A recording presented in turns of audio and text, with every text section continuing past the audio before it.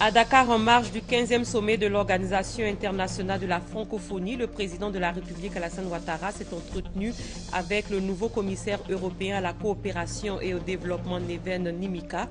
Nous ferons le point de cette rencontre dans ce journal. On a célébré ce 1er décembre la 27e journée internationale de lutte contre le sida. Plus de 40 millions de personnes sont séropositives dans le monde. L'événement a été marqué en Côte d'Ivoire par une cérémonie officielle à la place Inch'Allah de Koumassi en présence du Premier ministre Daniel Kablan-Duncan. Le calme est de retour à Odienné après les émeutes de jeudi et vendredi. Des émeutes qui ont éclaté après la mort d'un jeune homme en détention. Les activités ont repris dans la ville à l'issue d'échanges initiés par le ministre des Transports, Gaoussou Touré. Bonsoir à tous et bienvenue dans ce 23 heures. En marge du 15e sommet de la francophonie auquel il a pris part, le président de la République, Alassane Ouattara, a reçu le nouveau commissaire européen à la coopération et au développement, Neven Mimica. Les temps forts de cette rencontre avec Viviane Aime.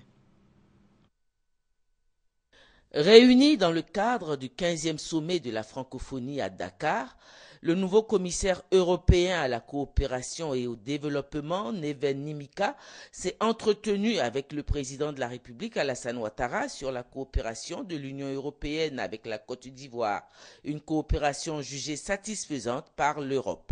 Nous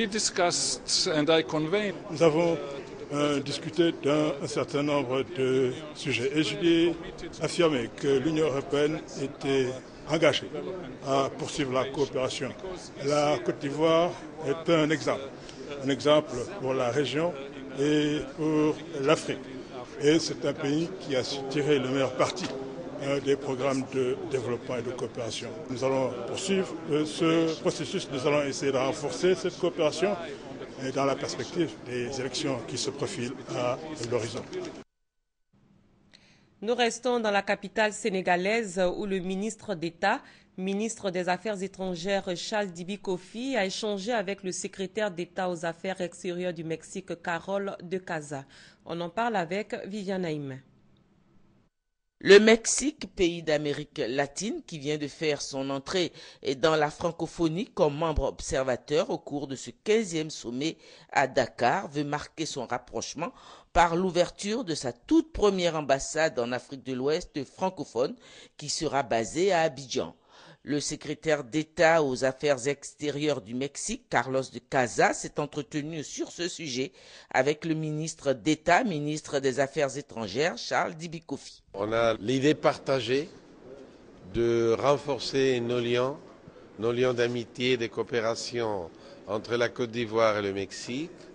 Et je viens d'annoncer à votre ministre des Affaires étrangères que le Mexique a décidé d'ouvrir une ambassade résidente dans votre pays à deuxième partie de 2015, le deuxième semestre. De cette façon-là, on va réciproquer le fait que la Côte d'Ivoire a déjà une ambassade au Mexique. Nous avons tout un programme pour resserrer nos liens avec l'Afrique.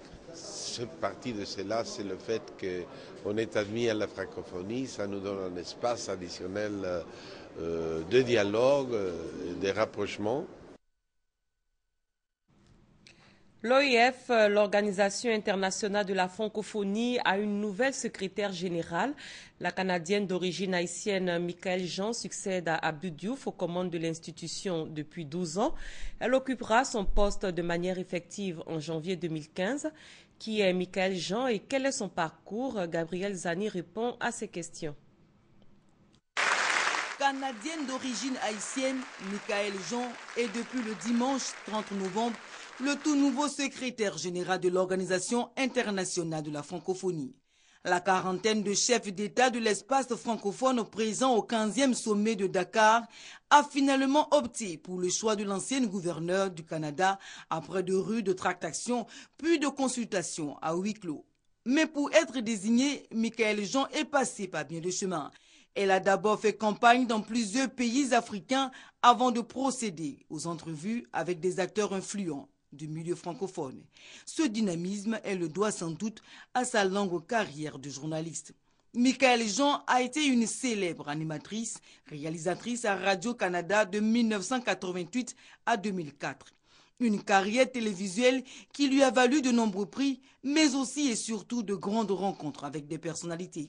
En avril 2011, elle est nommée par Abdou Diouf au poste de grand témoin de la francophonie pour les Jeux olympiques d'été de 2012 tenus à Londres, en Angleterre.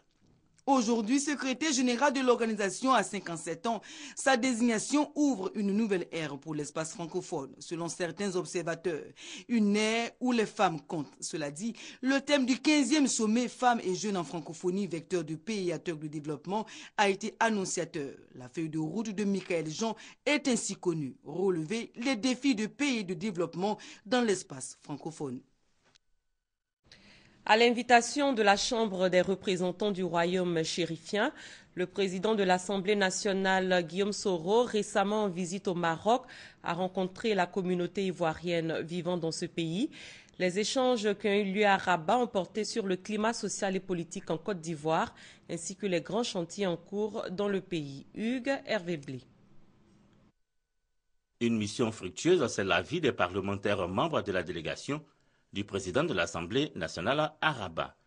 Invité de la Chambre des représentants du Royaume chérifien, Guillaume Soro et les députés ivoiriens, tout en renforçant la diplomatie parlementaire, ont beaucoup appris sur la vision du développement. Ce qui m'a particulièrement touché et pour lequel je garde un sentiment de satisfaction, c'est qu'au plus haut niveau de l'exécutif, c'est-à-dire relevant des ministères et autres, l'existence du groupe de contact aujourd'hui est affirmée. Deuxièmement, ces activités sont reconnues. Les Marocains sont au travail. On l'a senti. Nous voulons que la main dans la main, nous puissions faire comme le Maroc. Je suis très heureuse de la disponibilité des Marocains. Ils veulent travailler avec les autres, mais avec les Ivoiriens en particulier. Et c'est ça qui fait ma satisfaction et ma joie. La rencontre avec la communauté ivoirienne au Maroc a été le dernier rendez-vous honoré à Rabat par le président de l'Assemblée nationale. Il a pu apprécier avec les membres de sa délégation l'engagement de cette diaspora ivoirienne en faveur du développement de la Côte d'Ivoire. Malgré ces difficultés, et loin de sa chère patrie, la communauté ivoirienne au Maroc travaille dans l'union, la discipline pour œuvrer à l'émergence de la Côte d'Ivoire. Nous sommes motivés par notre président, son Excellence M. Alassane Ouattara, qui a lancé des projets et réalisations d'envergure en vue du développement économique et social de notre nation.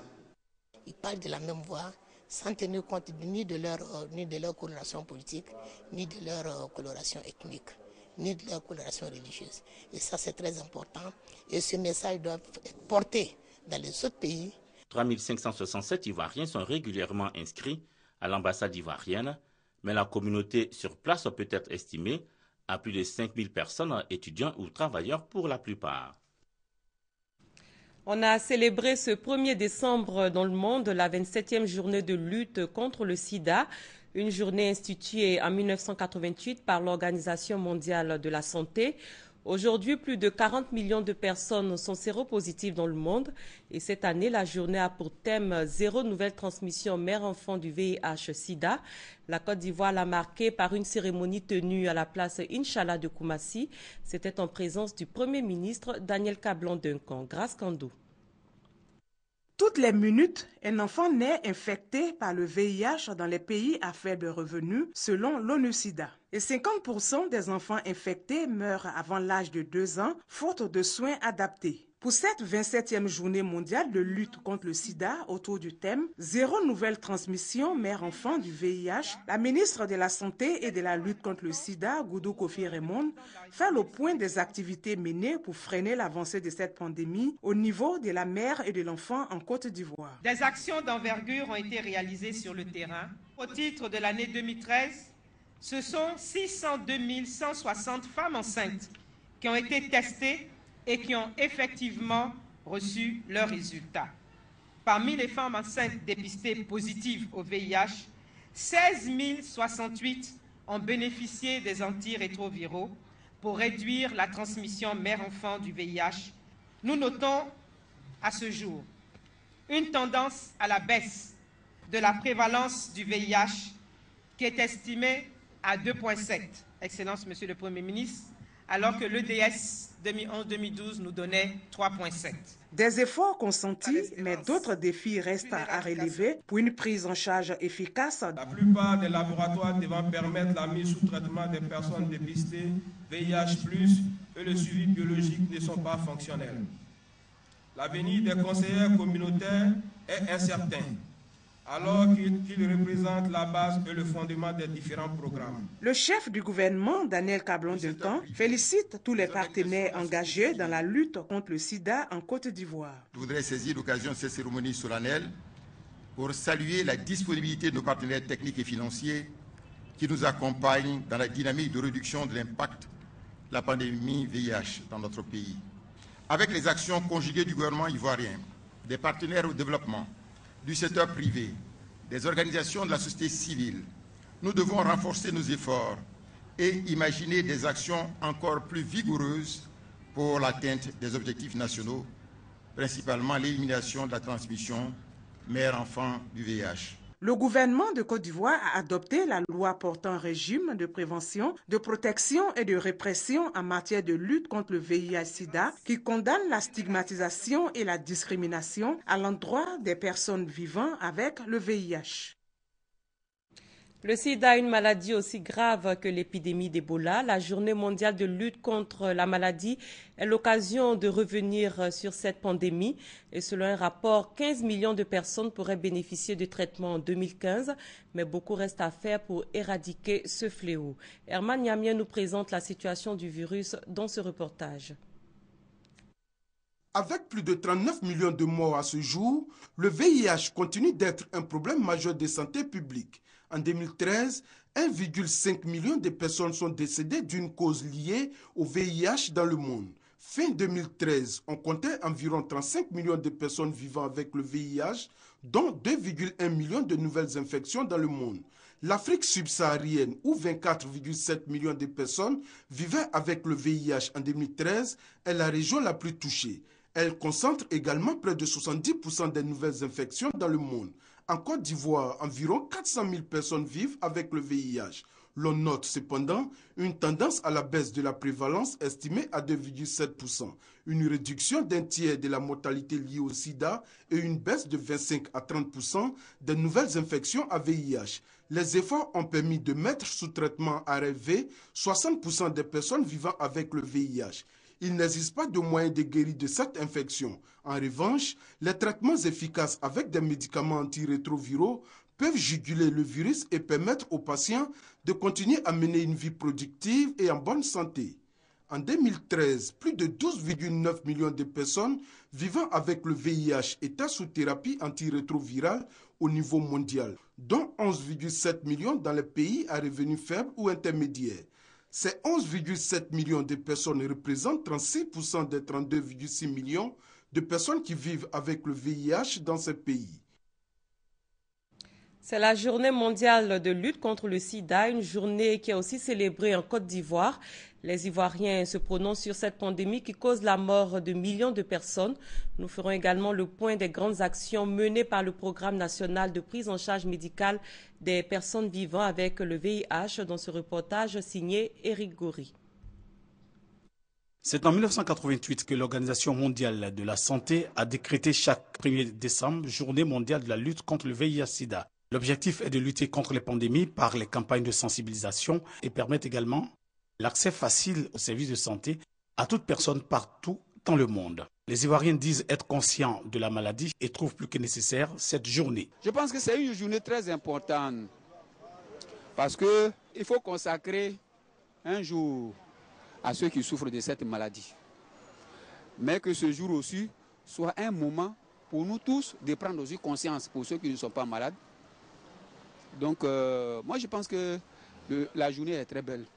Elle est bienvenue. Je crois que c'est une bonne journée pour sensibiliser les gens sur les dépravations sexuelles, pour que les gens puissent normalement s'apprêter à se préserver d'une certaine manière, afin d'arriver au mariage, je crois, de manière très correcte. Le Programme national de prise en charge médicale des personnes vivant avec le VIH continue de mener des actions contre l'épidémie. Si on regarde la situation aujourd'hui comparée à ce que la situation était en 90, il y a eu beaucoup de progrès à travers toutes les actions qui ont été menées.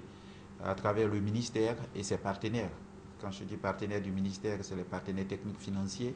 Il y a aussi les organisations de la société civile qui ont fait un grand travail d'information, d'éducation, de communication qui a permis aujourd'hui d'être là où nous sommes. Et donc, je dirais assurément que le travail qui a été fait a permis de prendre conscience. L'OMS entend œuvrer pour mettre fin à la maladie d'ici 2030. Le calme est revenu à Odiéné à la suite des meutes qui ont secoué la ville jeudi et vendredi. Plusieurs personnes ont pris d'assaut les bâtiments de la police et de la gendarmerie après la mort d'un jeune homme quelques heures après avoir été arrêté. Il était accusé d'avoir agressé une jeune fille. Les activités ont repris à Odiéné à l'issue d'échanges initiés par le ministre des Transports, Gaoussou Touré. Abou Sanogo.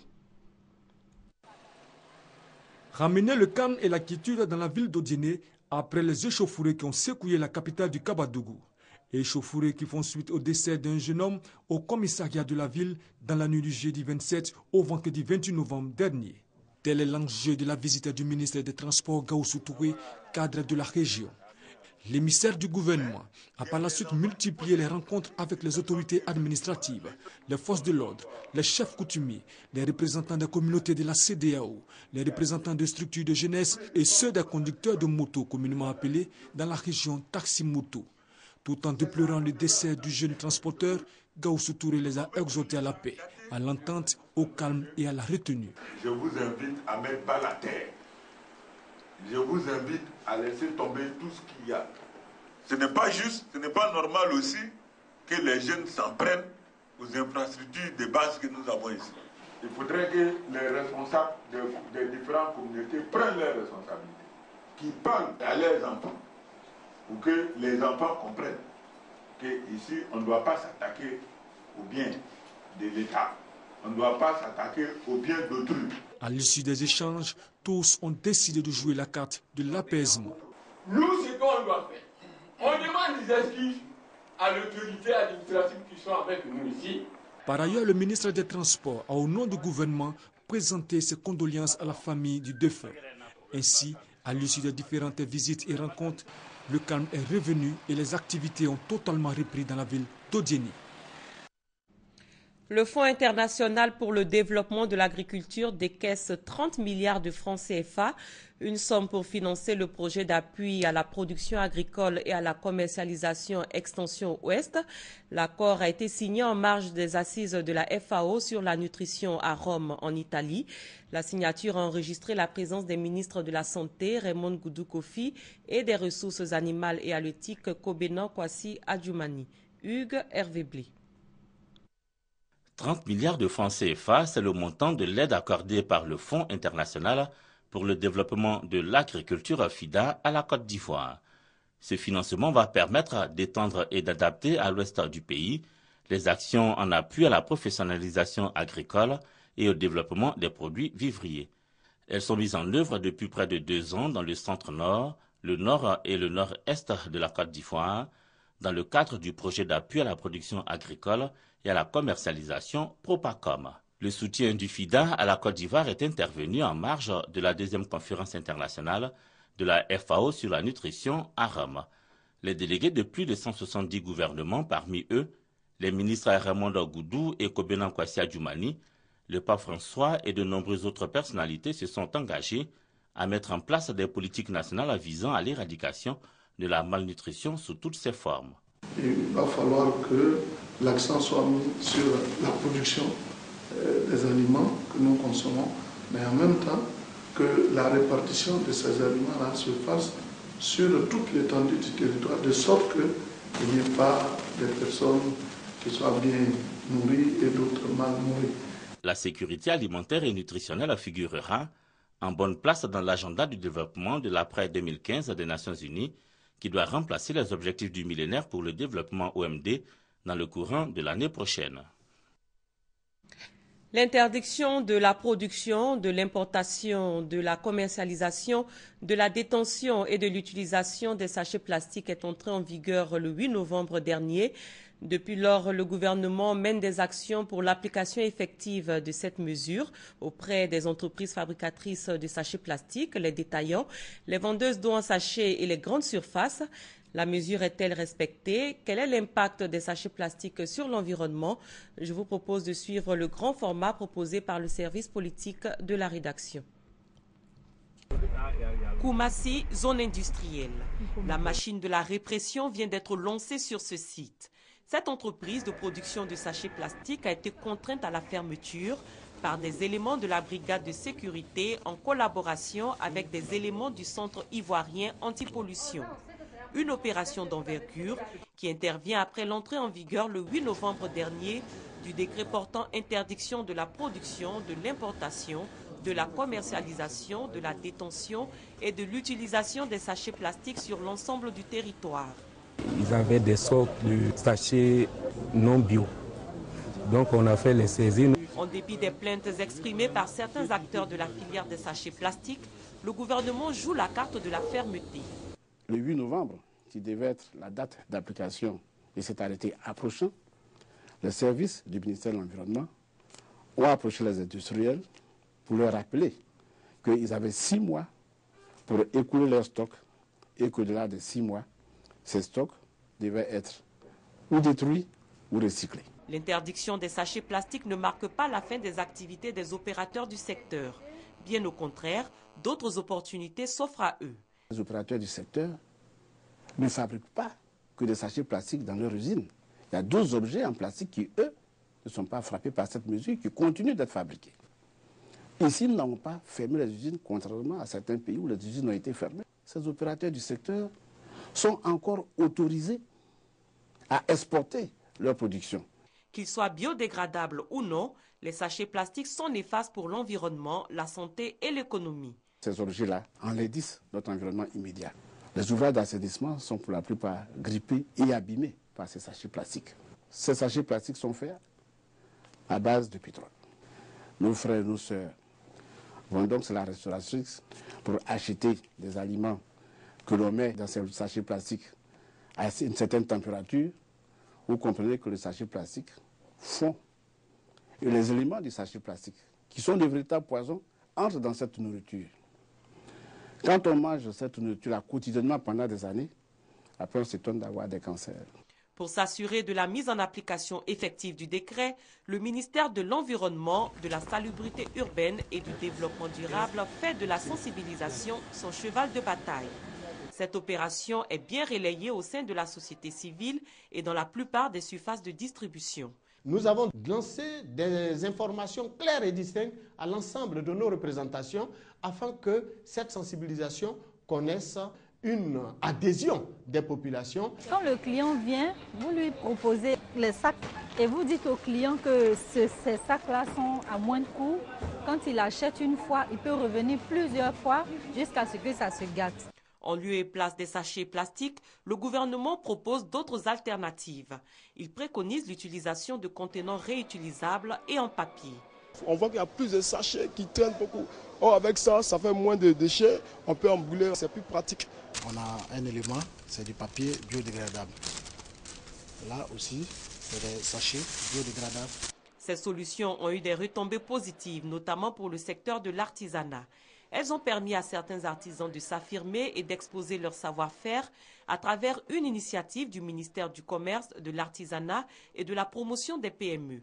Nous avons sélectionné 5 groupes d'artisans qui ont confectionné des sacs et on a eu des supermarchés témoins. C'est cher, mais c'est mieux qu'un sachet plastique puisque c'est réutilisable. Tu peux garder pendant des années sur toi. Tu fais les achats, tu arrives à la maison, tu laves, tu reviens avec. Il y a le sac de cacao. Et ça, c'est du pain. Les populations adoptent progressivement pour leur part des comportements plus écologiques. J'ai préféré acheter ce sac. Je peux l'utiliser toujours à tout moment. Et les sachets, il y a des inconvénients. Le gouvernement entend poursuivre ses efforts dans le sens de l'application effective du décret interdisant les sachets plastiques. Nous continuerons à dialoguer, à expliquer, à rechercher et à proposer des mesures d'accompagnement et des alternatives à nos populations. Le décret s'applique à toutes les formes d'utilisation des sachets plastiques. Toutefois, il ne vise pas les activités militaires, les situations de guerre, les activités médicales, agricoles et de salubrité. Le ministre chargé de l'Environnement peut, à titre exceptionnel, après réception d'une demande d'autorisation préalable, permettre l'utilisation de sachets plastiques biodégradables. Les producteurs et vendeurs de sachets plastiques encore actifs en cours des sanctions, ils sont passibles d'amendes allant de 100 000 à 1 million de francs CFA et de peines d'emprisonnement de 6 mois à 5 ans. La Côte d'Ivoire produit 200 000 tonnes de sachets plastiques par an qui, abandonnés dans la nature, défigurent le paysage ivoirien et mettent à mal le bien-être des populations. Leur réduction donnerait à coup sûr un visage neuf au pays. C'était le grand format de la rédaction. Promouvoir la science auprès du grand public, c'est l'objectif de la quinzaine internationale de la science et de la technologie. L'événement a démarré aujourd'hui au pôle scientifique et d'innovation de Bingerville. Il va durer 15 jours et sera meublé par des journées portes ouvertes et des conférences. Patricia Omouetia. La crise d'extinction s'intensifie. Elle montre que la diversité de la nature ne peut plus supporter la pression de l'homme sur notre planète. Chaque jour, nous perdons de la biodiversité à un rythme d'environ 1000 fois plus rapide que le rythme naturel. C'est ce challenge que veut relever cette deuxième session de la quinzaine internationale de la science et des technologies, dont le thème est l'avenir de la Terre. Je prends la qualité de l'air. Il y a énormément de maladies qui sont liées à la pollution de l'air, des affections respiratoires, et personne ne sait exactement en fait ce que ça donne, l'impact que ça a sur nos capitales africaines. Donc c'est des choses comme ça qu'on essaye de profiter de cette quinzaine pour en discuter et en débattre, quoi. Eu égard au bilan critique de l'état de notre planète dressé par les scientifiques reconnus, on peut affirmer que cette quinzaine arrive à point nommé. Le constat est problématique pour les générations futures. L'impact de la pollution atmosphérique sur la santé des populations des villes africaines n'a pas encore été estimé. Il revient donc aux chercheurs africains de le faire. Pour le ministre de l'Enseignement supérieur, de la Recherche scientifique et de l'Innovation technologique, notre pays œuvre pour l'évolution et le développement de la science. La KIS 2014 est une période de sensibilisation et d'éducation à la culture de la science et de la technologie au service du développement de la Côte d'Ivoire. Elle est donc une opportunité pour les populations, notamment les plus jeunes, de s'informer, de poser des questions et de se découvrir pour certains une vocation grâce à l'échange d'idées et d'expériences avec les personnes qui pratiquent la science au quotidien. Au thème du lancement officiel de la quinzaine internationale de la science et des technologies, les autorités et les chercheurs ont visité le musée scientifique dédié à la promotion de la culture scientifique et technologique. Une femme a été désignée à la tête de l'Organisation des pays exportateurs de pétrole. La Nigériane Diezani Alison Madueke a été portée à la tête de l'organisation au cours de la réunion des membres tenue à Vienne en Autriche. Ministre nigérien du pétrole, Alison Madueke, entre ainsi dans l'histoire de l'organisation qui, depuis sa création en 1960, connaît pour la première fois une présidence féminine. Retour en Côte d'Ivoire où après 9 ans, le groupe Magic System signe son retour sur la scène abidjanaise. Un retour gagnant à travers un concert inédit au Palais de la Culture de Trècheville. La formation Zouglou a passé en revue sa riche discographie au grand bonheur du public. Serge Koléa. Palais de la Culture de Trècheville. Il est 17h45 ce dimanche 30 novembre. L'ambiance Zouglou gagne en intensité avec les artistes invités. L'arrivée du groupe Magic System est imminente. Le public s'impatiente. Derrière le podium, journalistes, caméramans et photographes se sont passés le mot. Les 4 magiciens du Zouglou, les enfants d'Anoumambo, arrivent par la voie lagunaire. 18h, lever des rideaux. Les magiciens donnent le temps.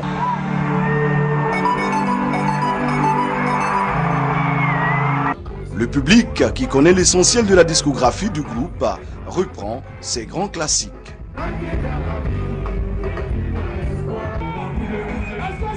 Ce concert est venu confirmer qu'il y a des liens solides entre les fans de Magic System et le groupe.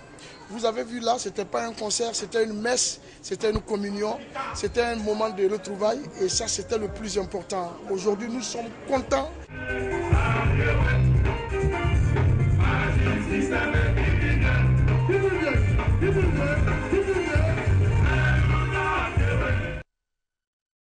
fin de cette édition. Merci de l'avoir suivi. Très bonne suite de programme sur RTI1.